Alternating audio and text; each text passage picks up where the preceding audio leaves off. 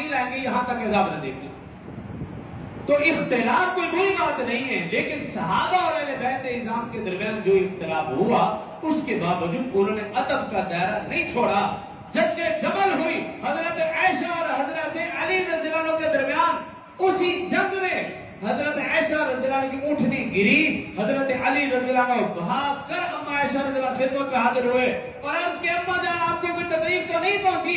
اما عائشہ رضی اللہ عنہ کا بھی مجھے کوئی تکلیف نہیں پہنچی، اللہ تمہیں معاف فرمائے۔ حضرت علی رضی اللہ عنہ فرمایا اللہ آپ کو بھی معاف فرمائے۔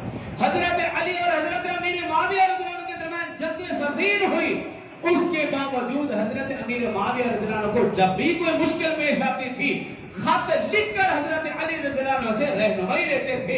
ایک موقع ایسا آیا کہ روم کے بادشاہ نے امیر معاویہ کو خط لکھا کہ علی کے ساتھ تمہاری جنگ ہوئی ہے، میں تمہاری مدد کرنے کے لیے تیار ہوں، لشکر بھی تیار ہے، اسلحہ بھی تیار ہے، سب کچھ تیار ہے، آپ بس حکم کریں، اشارہ کریں۔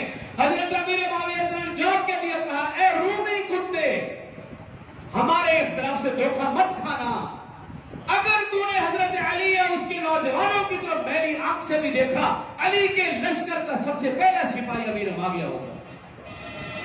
ان کے درمیان تو یہ کیفیت تھی اور میں اور آپ جنگ کرتے پھرے انہیں کا نام لے کر۔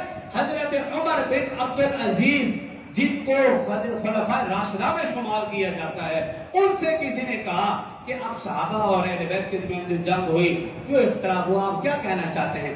انہوں نے جو جملہ کہا وہ میں بات کر کے بات کو ختم کرنا چاہتا ہوں اور اس بات کو اپنے ہمیشہ کے لیے پلے باندھ لینا پوری زندگی۔ عمر بن عبد العزیز رحمت اللہ تعالیٰ نے کیا جواب دیا؟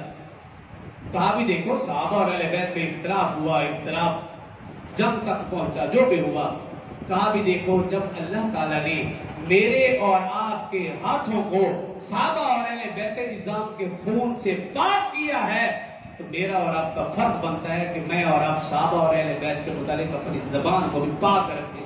جو کہا سن اللہ مجھے اور آپ کو سمجھنے اور عمل کی توفیق دے۔